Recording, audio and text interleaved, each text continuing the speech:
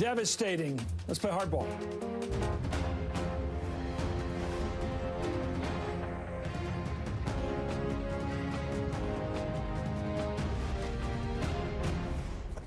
Good evening. I'm Chris Matthews in Washington. We have some breaking news tonight. According to a court filing, special counsel Robert Mueller's office says former Trump campaign chairman Manafort lied to the FBI and to the special counsel in a breach of his plea agreement.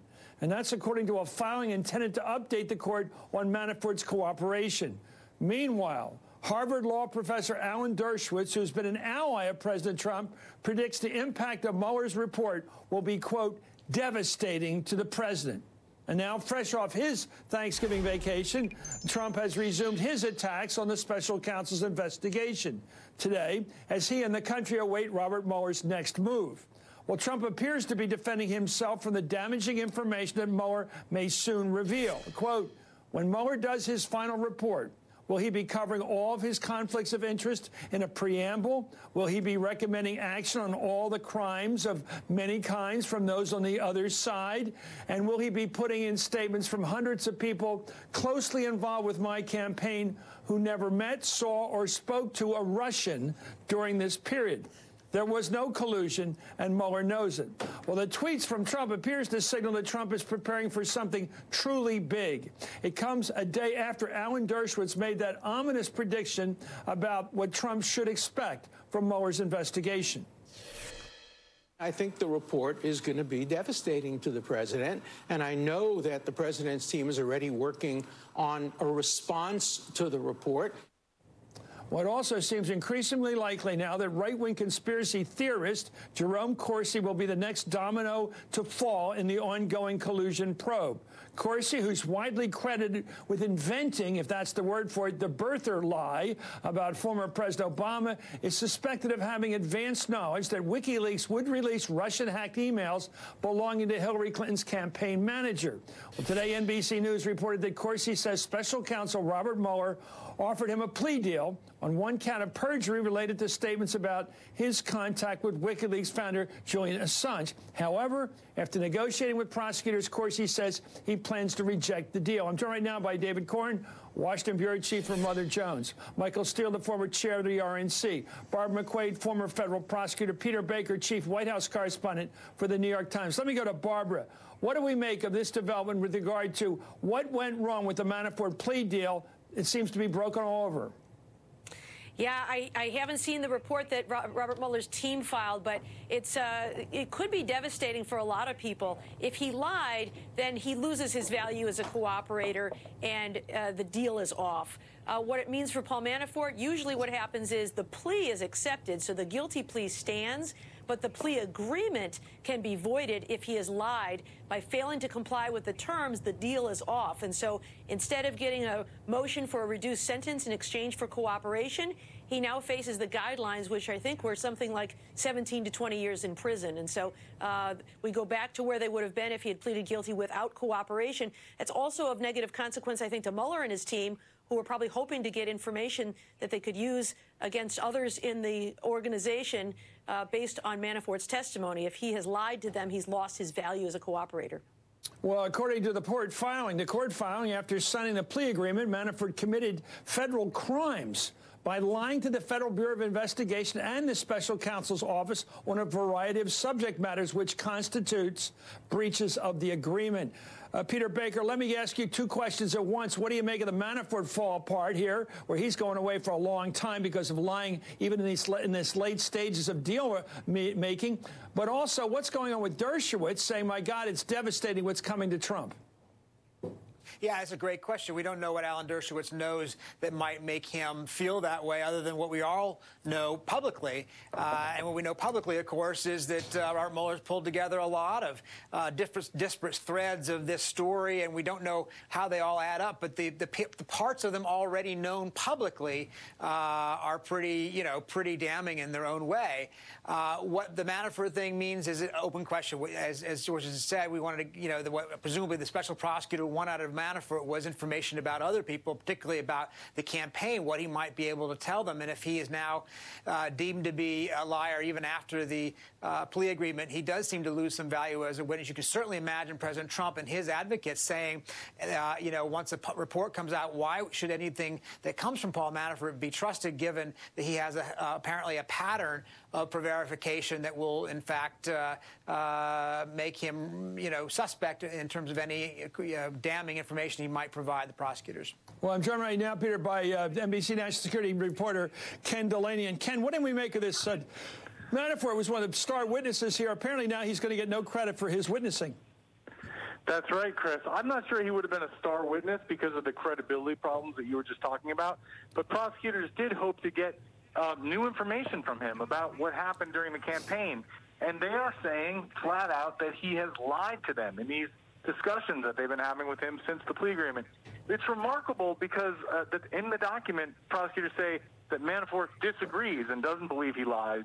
But if, in fact, Mueller is going to go to court and say that Manafort lied, he must have some proof of this. He must have documentary corroborating evidence that shows that things that Manafort said in these discussions flatly aren't true. And so it's really hard to know exactly what to make of this until we see the details. And the details are not in this document. Mueller is, in fact, saying he's going to file a document later explaining the ways in which Manafort lied.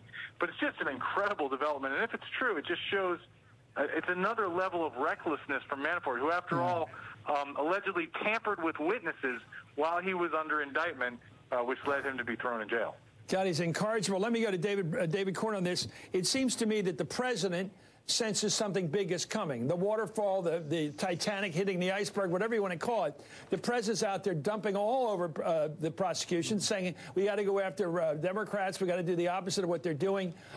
It sounds like Dershowitz has figured out something. He spoke yesterday. The president tweets today. It sounds like the president's either afraid of what Dershowitz said or something that's gotten him a little mad on this. Well, you know, Dershowitz said that there will be a devastating report. We still don't know at the end of the day whether there will be any final report. Mueller does not have an obligation to file a report. Why are you saying this now, though? Well, I've been saying this for a long time, but people keep thinking, I think wrongly, that there's a report What else coming. can he do with the president except report? No, well, he may not. He doesn't have to file. You mean a he's report. going to indict all these people that work for the president, put them away for a long time? We're now hearing about Manafort going away for 15, 20 years, and not say a thing about the king of the whole operation? It's up to Mueller to decide whether to file a report on the president. He has no obligation to do so. He might do so. And on everything else, he only has to file a prosecutory memo at the end explaining what he did. But Jaworski, if we took the case of Nixon, the precedent here is to indict everybody you can. If you can't indict the president while he's president, you put out a report that's useful to an impeachment exercise. That's possible. It's not obligatory. Okay. But we do know that the president does go through these moments when he looks like he's more scared about what's happening. He gets out there and says, no collusion, no collusion, as we get more evidence that there was collusion in the Trump Tower meeting. Michael, you're the politician here. What do you think Trump's up to? Why this crazy fog machine he's putting out there? I think it's a little bit of fear and fog. I think the fear is basically what his lawyers are telling him about their discussions with Mueller and the idea that, people have already gone and made testimony. The fog is continuing to perpetuate the narrative that this whole thing is a witch hunt and that there is no upside. There's no good. Watch, tomorrow the president, if not tonight, will spin the latest revelations to his advantage to say, see, there's no there. And in fact, maybe there is more, but the fog is what matters for Trump. Let me get back to Peter Baker of the Times. What do we know about the president's written answers that came to the government last week? Do we know what's in there? Has anybody gotten a peek at what he said in answer to those questions from Mueller's team? No, not that I know of at this point, and I think obviously that's going to be pretty key to what Robert Mueller decides to do vis-a-vis what David was saying in terms of a report or not. This is what he's been waiting for all year. He's been trying to get answers out of the president. It took basically almost 11 months into the year to finally get some. Whether they satisfy the prosecutors or not, we don't know. But you have to imagine that this is the final piece for at least one of the final pieces before any report might be written, if one is written, because he's got to compare the president's answers to all the voluminous evidence he's been collecting now for more than 18 months. Let me find out with Jerome Corsi. What's going on with that, Barbara McQuaid? What is that guy, this Corsi guy, apparently doesn't want to admit to perjury. He just refused. He said, I may have got my facts wrong, but it was just faulty memory. Yeah, prosecutors don't charge people based on faulty memory. To establish a perjury count, you have to show that the person then and there knew that what they were saying was false and that it was about a material matter. That is something that was very important.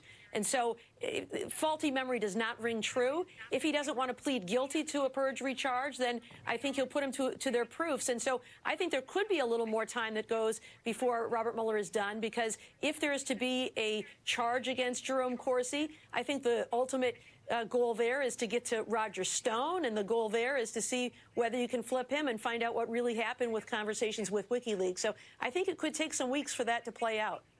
Does anybody in this panel right now have a sense of how this accumulation thing is going to work? We're looking now at Paul Manafort, the chairman of the campaign, the chairman of the convention, and the whole campaign. We're looking at people like Jerome Corsi, people, lesser players like Papadopoulos. We're looking at Roger Stone, probably on the list for the guillotine here. All these people go into prison for a significant amount of years looking ahead. And then the president of the United States sit there. Is this a RICO situation, Barbara? I mean, if the mastermind walks, as David thinks anything's possible here, if the mastermind walks where 20 people go away to prison for a hard time, I think history will have a hard time figuring this baby out. Yeah, in terms of putting together a RICO, you would have to show that there was, an association for the purpose of engaging in criminal activity, a pattern of racketeering activity. I don't know that they're at that point. We've got a number of different individuals who've pleaded guilty to crimes, and I think until we put it all together, we won't know what we have. But there are sometimes political offices that are used for the purpose of engaging in criminal activity, and it's not just here and there, but a pattern, and that's the purpose of the organization.